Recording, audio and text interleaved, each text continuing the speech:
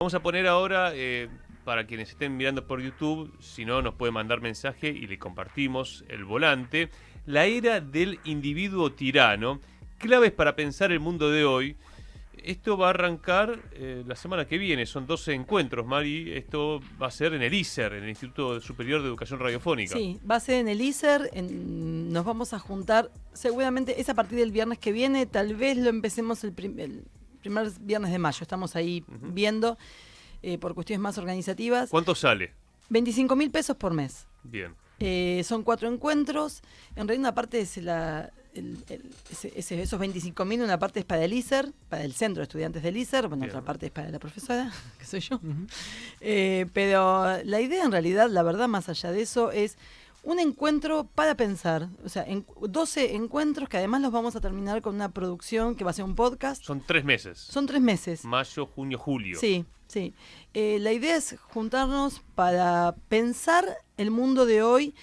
Recién escuchábamos a Esteban, tiene muchísimo que ver con como decía él, con las columnas de Esteban. De hecho, si ven el flyer, uno de los autores va a ser Byung-Chul Han, Eric Sadén, Miguel Benazayag, Eva Ilú. Digo, estamos viendo distintos pensadores que tratan de comprender lo que está pasando en esta clave con la revolución tecnológica, digamos.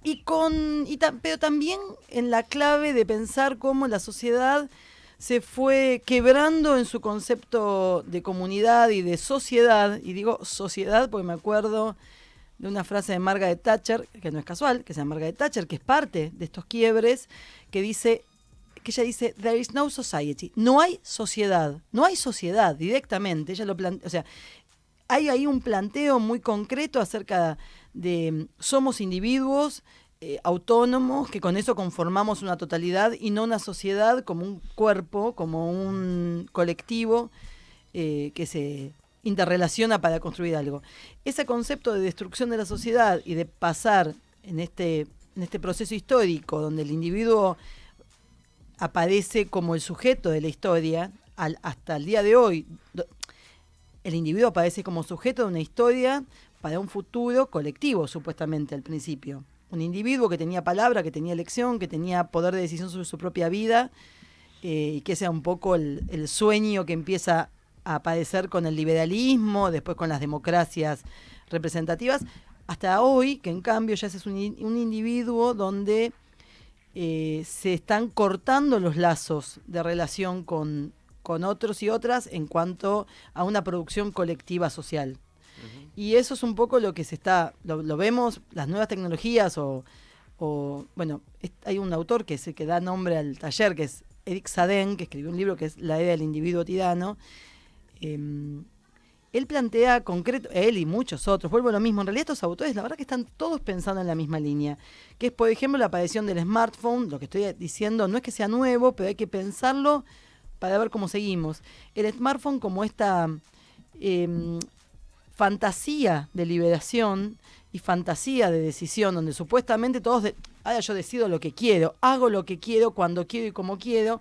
Bueno, y en realidad, no, en realidad sabemos, como acá se ve todo el tiempo en punto de partida, que hay un conjunto hay un contexto socioeconómico global que claramente hace que el individuo no pueda de ninguna manera ser autónomo por más que lo creamos. Y entonces está este choque entre la fantasía tirana que después termina derivando, y esto también aparece en muchos autores, por eso también la comunicación va a ser un eje que recorra, ¿no? El consumo, la comunicación, el individualismo, también en esta fantasía de que nuestra palabra tiene el mismo peso por nuestra experiencia personal que lo que se ha investigado durante años, que lo que se ha comprobado durante años. Esto vieron que pasa con el terraplanismo, por ejemplo, sí. Que es...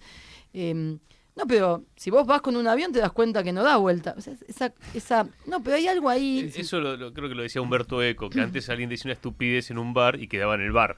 Ahora alguien dice una estupidez en las redes sociales y se puede convertir en una tendencia mundial y se construyen sectas incluso. Exacto, porque además en esas redes, precisamente por lo intrínseco del funcionamiento de las redes, tenés la posibilidad de juntarte rápidamente y de identificarte con otros y otras con otros y otros locos o boludos, o como queramos llamarlos, perdón. O idiotas. O idiotas, sí, que piensan igual y que vos y que validan esa Sí. individualidad. La validan, pero en realidad en una falsa comunidad, que eso también, ¿no? Esta discusión que alguna vez se da de las comunidades virtuales. Bueno, esa es otra cosa para pensar. ¿Qué es la comunidad, no? ¿Es una comunidad virtual este conjunto de individuos que se validan consigo mismos a través de las redes?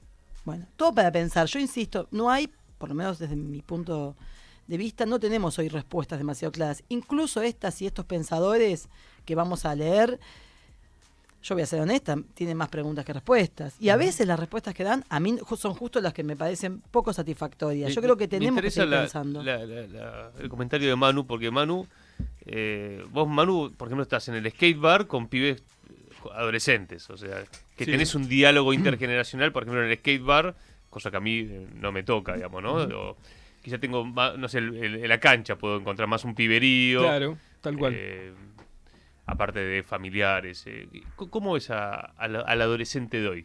Porque el tema a ver, nuestra relación igualmente, digamos, hay muchos adultos que están Tal cual, tal cual. que no pueden estar en una conversación Totalmente. sin agarrar el teléfono, Ujú. pero están también las generaciones que han nacido con el teléfono en la mano. Claro, sí, a ver, en el skatepark, por una cuestión de la actividad, comparto con muchos pibes muy jóvenes, que son nativos digitales, que nacieron ya desde chiquito, están con el smartphone en la mano.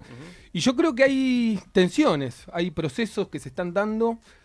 Yo no veo que los pibes, por más que sean nativos digitales, por más que están súper formateados por las nuevas tecnologías, veo que todavía hay tendencias comunitarias patentes, digamos.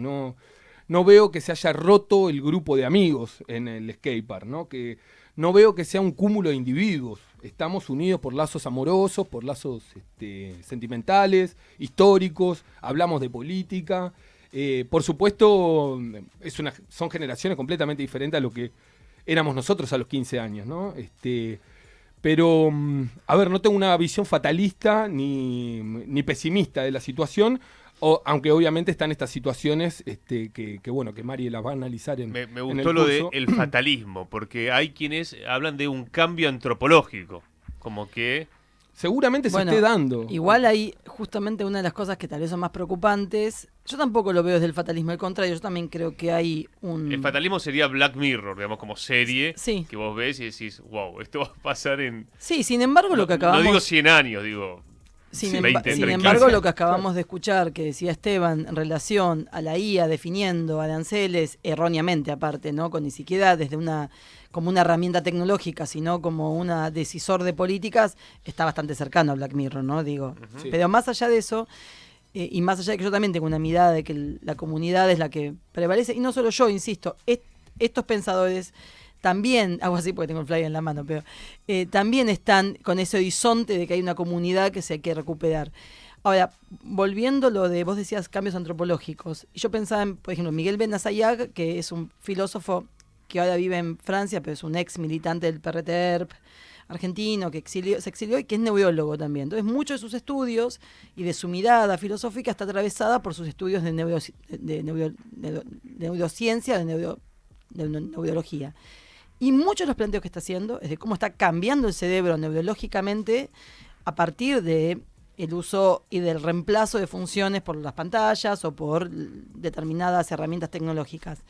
Y lo que él plantea, por ejemplo, concretamente, es que la velocidad del cambio es mayor a la velocidad de la adaptación cerebral, ¿no? Entonces dice, la historia de la humanidad está llena de estos cambios cerebrales, neurológicos, pero siempre hubo como un tiempo más largo en el cual el cerebro utilizaba esos recursos que dejaba de utilizar para una actividad, como que los derivaba a otra cosa, y hoy no. Entonces él dice, bueno, entonces hay mucho de esto.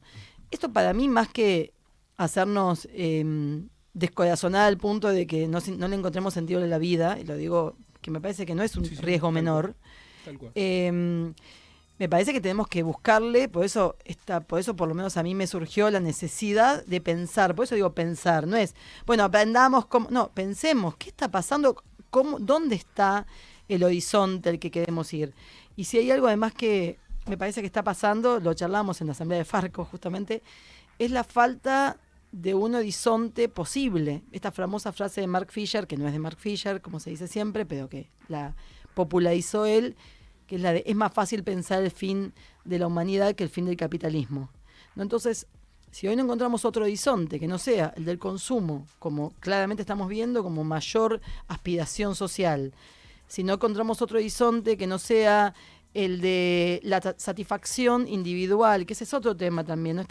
Este horizonte de que solo es viable la vida si vos satisfaces tus necesidades personales. El hedonismo. El hedonismo, claro que mango. sí, al hedonismo al mango. Yo pensaba, por ejemplo, esto es más allá del taller, no, pero digo, pasa mucho entre los pibes, pibas que no quieren tener hijos. Muchísima gente, mi hija de 20 años no le interesa tener hijos, no quiere tenerlos, y así muchos y muchas chicas. A mí en lo personal, por un lado me parece perfecto, no como decisión en sí misma no me parece me parece perfecta, no creo que haya ninguna obligación en tener hijos o hijas, pero sí me parece un síntoma social bastante interesante en esto que tiene una doble versión cuando te explican por qué. Un poco es, ¿para qué voy a tener hijos para este mundo que no vale la pena vivir? Y en otros casos también es una mirada, en ese caso una mirada descorazonadora del futuro, pero en otros casos es una mirada hedonista que es tener un hijo es un problema. Claro. Que es verdad, que es cierto, ¿no? Digo, aviso, sí, es verdad. Es un problema, te quedas sin con mucha menos libertad. Claro que sí. Vivir en comunidad es un problema también. Vivir en comunidad es pensar en otros y otras, que es más fácil. Yo pensaba en la peregrinación a Luján, por ejemplo. Yo no la he hecho, pero bueno, muchas y muchos muy cercanos sí. Y este interesante concepto de peregrinar. Peregrinar no es llegar sino todo lo que implica acompañar de un ritmo. El proceso. Ese proceso que además es a veces en el ritmo del otro, en el ritmo de la otra. Y a veces gente que está muy bien físicamente, le es mucho más sencillo ir rápidamente a Luján y llega perfecto. Y sin embargo, tiene que adaptarse a otros. Bueno, eso también es la comunidad. Y hay una discusión ahí, me parece que tenemos que darnos. O sea, esto de que la vida cada vez apunta a que estemos más cómodos, con más placer inmediato. Bueno, las redes sí apuntan a esta dopamina del placer inmediato. En fin, hay un montón de elementos que yo creo que tenemos que pensarlos. No para negarlos, en lo personal además no me parece que haya que negar, ni me interesa negar lo tecnológico, ni mucho menos, al contrario, pero sí para pensar qué estamos haciendo, qué mundo queremos crear. Y buscar una utopía, de nuevo, por favor. Busquemos una utopía viable que no sea solo consumir mejor y más.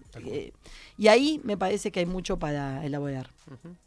Qué interesante. Es interesante esta reflexión, esta convocatoria que hace Mariela, y pienso también en cómo esto se puede reflejar en la cultura, ¿no? En la discusión, por ejemplo, en la música, bueno, y en otras disciplinas. Tal cual. ¿Ves algunos artistas, Manu, que estén planteando esta discusión hoy? A ver, que las estén planteando no, pero sí que las encarnan, ¿no? Por ejemplo, en el debe haber artistas también, intelectuales que lo plantean, qué sé yo, en la música. Pero en el rap se nota una diferencia en lo que era el movimiento hip hop. Una tensión, ¿no? Una tensión, sí. Una tensión entre, quizás, podemos decirlo, el individualismo y lo comunitario, adentro de un ambiente como es el hip hop, que siempre fue muy de la comunidad, muy ideológicamente cargado, digamos.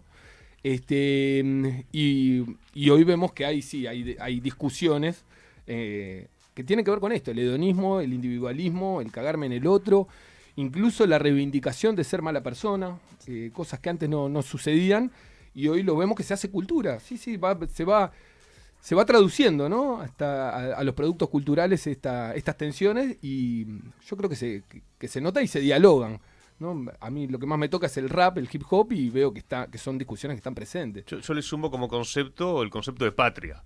El otro Tal día cual. cuando Dillon hace ingresar a los veteranos de guerra, yo dije, Sí. qué buen síntoma Qué de... bien. Bueno, Dillon tiene bastantes reflexiones con estas situaciones de quiebre, digamos, de quiebre social. Estaba pensando en dos cosas que pasaron a nivel cultural global, que a mí me llamaron la atención y que me hacen pensar que este tema que estamos discutiendo se está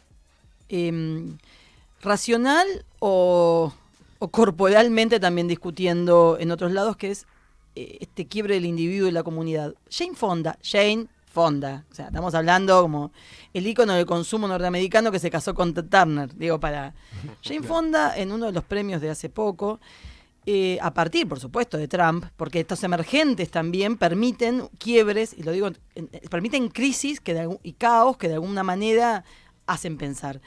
Jane Fonda planteó que hay que volver, y lo dijo con estas palabras, hay que volver a la comunidad. Lo dijo con estas palabras. Hay que pensar en los vulnerables. Jane Fonda, a ver, en los vulnerables. La palabra, pero usó esa palabra en inglés. Los vulnerables, volver a la comunidad. Ella estaba también pensando en el sindicalismo, lo cual es interesante, porque estaba pensando en el sindicalismo a partir de todas las crisis también que hay dentro de las industrias culturales norteamericanas. Entonces me pareció eso por un lado. Interesante que ella hablase públicamente de la comunidad y de poner la mirada en los vulnerables. Muy cercamente a ese discurso, Tilda Swinton, que es otra actriz norteamericana, es esa flaca, alta, que hizo de Reina Elizabeth, que estuvo en la playa, bueno, que parece un personaje de Star Wars, es un personaje de un planeta. Tilda Swinton se le preguntó por qué había elegido el cine o qué hacía, y ella dijo: la clave para mí de hacer cine fue hacerlo en comunidad, fue hacerlo en colectivo. Yo fui feliz porque siempre hice cine en colectivo, porque trabajo con el colectivo, todo con el colectivo. Uh-huh.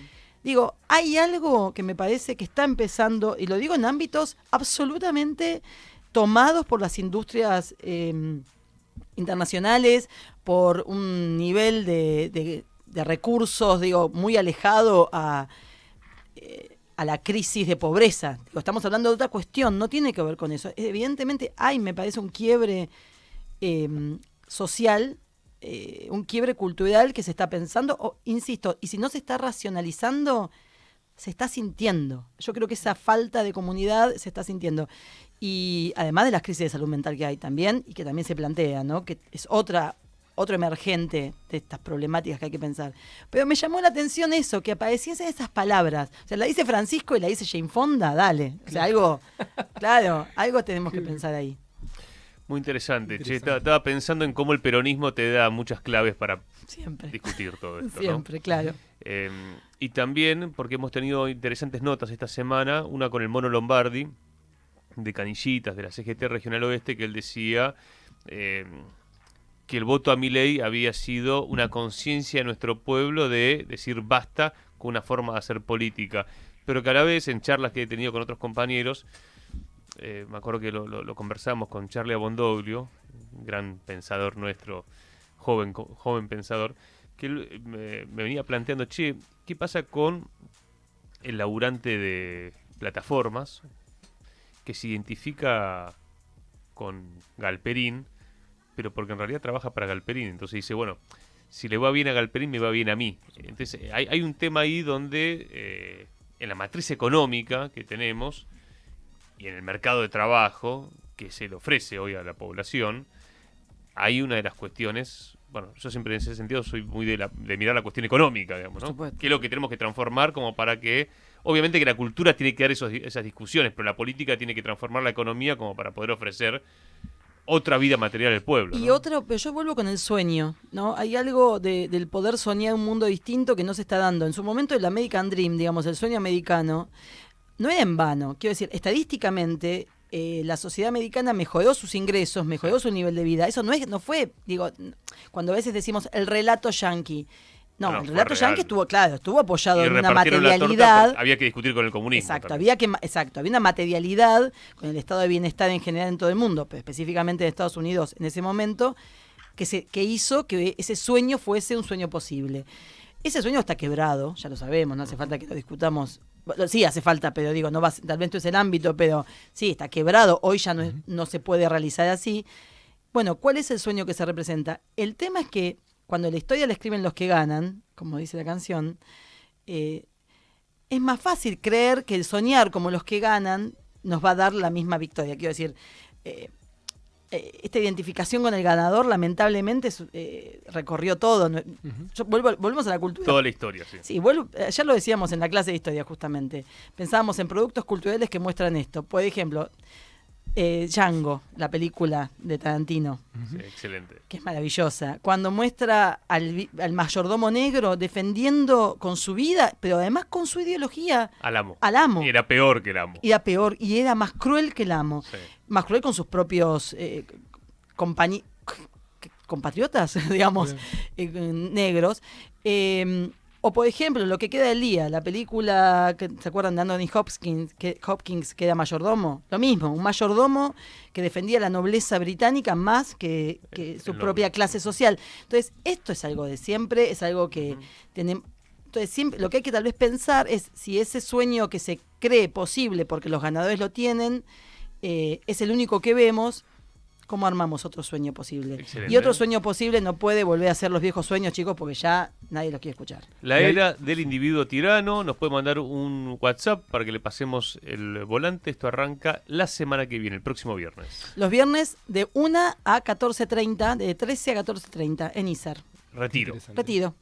Bien. Qué interesante. No, me quedó que qué importante es también tener esto en cuenta al momento de empezar las representaciones políticas, ¿no? Yo siempre pondero muy bien a Chávez y a cómo guió a su pueblo, ¿no? En esto de tener sueños trascendentales u horizontes a los cuales aspirar en términos humanos, no en términos económicos ni políticos, ¿no? Claro. Y creo que en estos tiempos de crisis de representación, me parece que un líder para nuestro país o una líder necesita plantearnos este tipo de cosas también. Es el Perón del siglo XXI. Y estaba, Chávez. perdón, Sin duda. pero estaba pensando en lo que plantea García Linera cuando dice que pudieron hacer una revolución económica, cambiaron la vida material de los y las bolivianas, pero no lograron hacer este cambio cultural de poder pensar una sociedad posible que no fuese la capitalista, ¿no? Qué interesante. Bueno, gente, nos despedimos.